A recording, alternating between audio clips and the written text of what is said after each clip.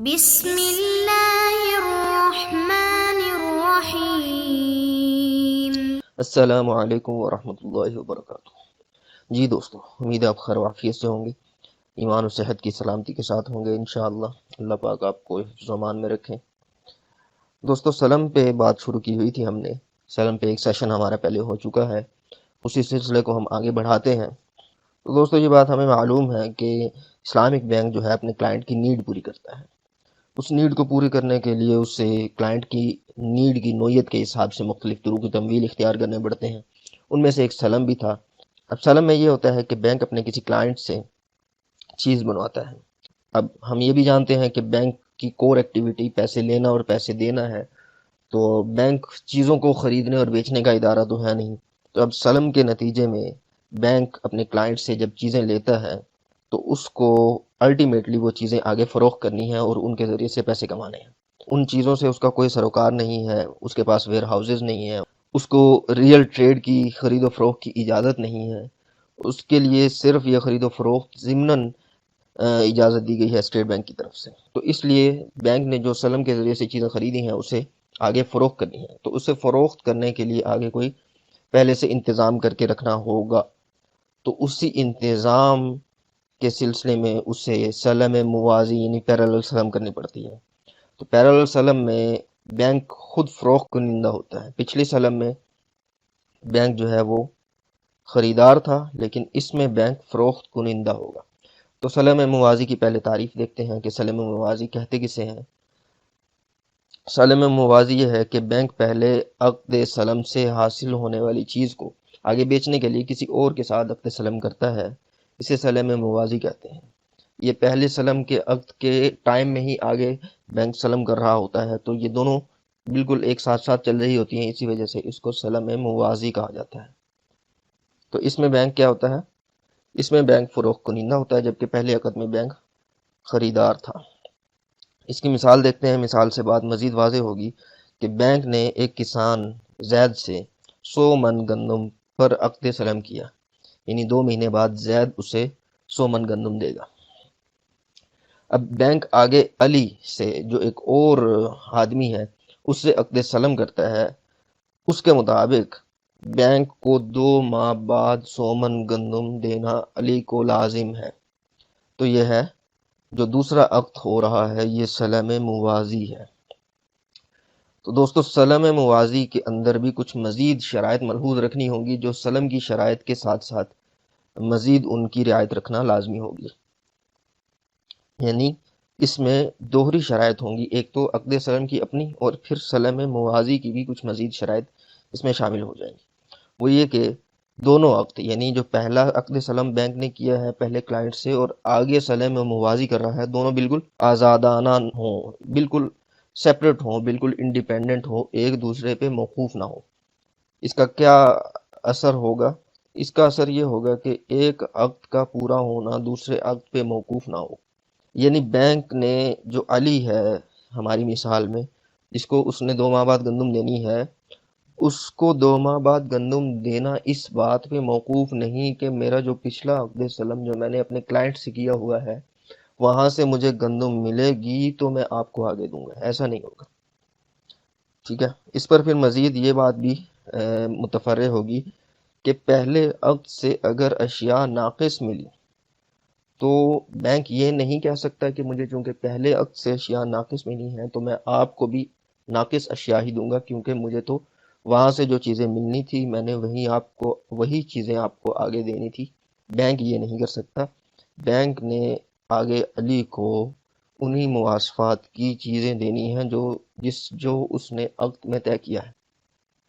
باقی اس میں ایک مزید شرط یہ ہے جو اصل میں بیعینہ کو روکنے کے لیے یہ شرط لگائی گئی ہے کہ بینک نے پہلے اپنے کلائنٹ سے سلم کر کے جو چیز خریدی ہے دوبارہ سلم موازی اسی کلائنٹ سے نہیں کر سکتا۔ یعنی کہ ایسا نہیں ہو سکتا کہ جو پہلا کلائنٹ اس کا فروخت کنندہ تھا اور بینک اس سے خرید رہا تھا، اب الٹ ہو جائے اور بینک فروخت کرنے والا بن جائے اور وہ خریدنے والا بن جائے۔ ایسا نہیں ہوگا، یہ بیعینہ بن جائے گی اور اس سے بچنا ضروری ہے۔ اس کے بعد ہم سلم کے اندر جو رسکس ہیں ہم ان کو دیکھتے ہیں کہ سلم کا عقد کرنے میں بینک کو کون کون سے خطرات لاحق ہو سکتے ہیں اور ان کی مینجمنٹ کا، ان کی میٹیگیشن کا کیا طریقہ ہے۔ سب سے پہلے ڈیلیوری رسک ہے کہ بینک کے لیے یہ خطرہ موجود ہے، جیسے ہم نے استثناء میں بھی یہ بات دیکھی تھی کہ کسٹمر اس کو چیز بر وقت نہ دے، یعنی 2 مہینے بعد کا عقد ہے تو وہ 2 مہینے کی بجائے 3 مہینے 4 مہینے تاخیر سے دیتا ہے۔ اس کی رسک میٹیگیشن کا پہلا طریقہ یہ ہے کہ بینک انتظار کرے، جب تک چیز اسے ملتی نہیں کلائنٹ سے تب تک وہ۔ دوسرا طریقہ یہ ہے کہ دوسرا بینک کے پاس راستہ یہ ہے کہ عقد سلم کو فسخ کرے اور اپنے پیسے واپس لے لے۔ اور تیسری صورت یہ ہے کہ بینک اس چیز کی بجائے جس پہ اس نے عقد کیا ہے کوئی اور متبادل چیز لے لے، لیکن اس کے اندر یہ شرط ملحوظ رکھنا لازم ہوگی کہ اس چیز کی بازاری قیمت جو متبادل کے طور پر لے رہا ہے اتنی ہی ہو جتنی اس نے عقد سلم میں جس چیز پہ سلم کی تھی اس کی اور متبادل کے طور پر لی جانے والی چیز دونوں کی قیمتیں، بازاری قیمتیں ایک ہوں، تو یہ شرط لازم ہوگی۔ اس کے بعد ہے جی کوالٹی رسک۔ کوالٹی رسک میں یہ بات ہے کہ بینک کو یہ خطرہ لاحق ہے کہ جس معیار کی چیز پر عقد سلم ہوا ہے کسٹمر اس معیار کی چیز دینے کی بجائے گھٹیا معیار کی، ہلکے معیار کی چیز اسے دے۔ ٹھیک ہے، تو اس رسک کی میٹیگیشن کا طریقہ یہ ہے کہ بینک چیز کو رد کرنے کا اختیار رکھتا ہے کہ میں یہ چیز واپس کرتا ہوں، یہ میں چیز نہیں لوں گا، جس چیز پہ میں نے عقد سلم کیا ہے مجھے وہ چاہیے۔ دوسرا اس میں رسک کے میٹیگیشن کا یہ طریقہ ہے کہ بینک جتنی کوالٹی کے اندر کمی ہے اس کمی کے متناسب قیمت میں کمی کر دے۔ ٹھیک ہے، کہ میں نے آپ سے 5 لاکھ روپے پر عقد سلم کیا تھا، لیکن جو چیز آپ نے مجھے دی ہے وہ 5 لاکھ کی نہیں ہے بلکہ وہ تو 4.5 لاکھ کی ہے، تو 50,000 اس کی قیمت میں کم دوں گا۔ تو اس طرح اس رسک کو میٹیگیٹ کیا جا سکتا ہے۔ دوستو اگلا رسک ہے پرائس رسک۔ پرائس رسک کیا ہے کہ بینک کو یہ خطرہ لاحق ہے کہ جو چیز اس نے خریدی ہے جب وہ بیچنے جائے گا تو چیز کی قیمت وہ نہ رہے جس قیمت پر اس نے خریدی تھی وہ چیز، تو مارکیٹ ریٹ میں کمی آ جائے۔ اس رسک کو کیسے میٹیگیٹ کیا جائے گا کہ بینک کسی تیسری پارٹی کے ساتھ آگے سلم میں موازی کرنے کا وعدہ لے لے۔ یعنی آج اگر بینک اپنے کلائنٹ سے سلم کر رہا ہے جس کے مطابق کلائنٹ نے اسے 2 ماہ بعد فلاں چیز دینی ہے، گندم دینی ہے مثال کے طور پر، تو آج یا کل ہی بینک کسی اور پارٹی سے یہ وعدہ لے لے کہ تم مجھ سے 2 من گندم خریدنے کے پابند ہو، سلم کے ذریعے سے یا کسی دوسرے عقد کے ذریعے سے۔ اگلا رسک بینک کو لاحق ہوتا ہے سٹوریج رسک، کہ بینک کے پاس چونکہ ویئر ہاؤسز ایسے نہیں ہوتے کہ جن کے اندر چیز مکمل طور پہ محفوظ رہ سکے، تو ممکن ہے کہ چیز کے اندر کوئی نہ کوئی نقصان واقع ہو جائے۔ تو اس رسک کی میٹیگیشن یہ ہے کہ چیزوں کا تکافل کروایا جائے، اور دوسری صورت یہ ہے کہ چیز جلد سے جلد اگلے خریدار کے قبضے میں منتقل کی جائے، زیادہ دیر اپنے قبضے میں نہ رکھا جائے۔ تو یہ تھے رسک جو سلم کے عقد میں بینک کو لاحق ہوتے ہیں۔ اس کے بعد ہم دیکھتے ہیں کہ سلم موازی کا ماڈل کیا ہے۔ سلم موازی میں یہ ہوتا ہے کہ سب سے پہلے جو بینک کا کسٹمر ہوتا ہے اس کے ساتھ سلم کانٹریکٹ ہوتا ہے۔ سلم کانٹریکٹ کے نتیجے میں بینک کو ایڈوانس پیمنٹ لازم ہو جاتی ہے، تو دوسرے نمبر پر بینک کسٹمر کو ایڈوانس پیمنٹ کر دیتا ہے۔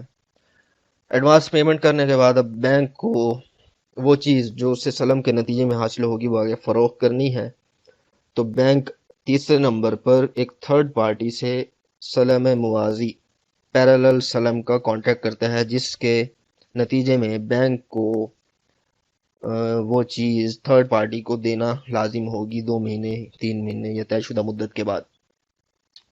چوتھے نمبر پر وہ پارٹی بینک کو پیمنٹ کر دے گی پرائس کی ایڈوانس میں۔ ٹھیک ہے، اس کے بعد 5ویں نمبر پر بینک کا جو کسٹمر ہے وہ چیزوں کی ڈیلیوری کرے گا بینک کو، اور بینک وہ چیز آگے اپنے کلائنٹ کو دے دے گا۔ اور 6 نمبر پر بینک اس چیز کی ڈیلیوری تھرڈ پارٹی کو کر دے گا۔ تو اس طرح یہ سلم موازی جس میں دو سلم کانٹریکٹ ہو رہے ہیں، ایک کسٹمر کے ساتھ اور ایک تھرڈ پارٹی کے ساتھ، ایک میں بینک خریدار ہے اور دوسرے میں فروخت کنندہ، تو اس طرح یہ سلم موازی کا ماڈل ہے۔ تو سلم کا یہ کانٹریکٹ مکمل ہوا۔ تو دوستو اس لیکچر کے اندر ہم نے سلم موازی، اس کی تعریف، اس کی مثال، اس کے بعد سلم کو کون کون سے خطرات لاحق ہیں، سلم موازی کی شرائط، اور آخر میں سلم موازی کے کانٹریکٹ کا ماڈل، اس کی ڈائیگرام ہم نے دیکھی۔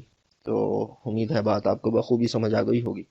اجازت دیجیے، السلام علیکم ورحمۃ اللہ وبرکاتہ۔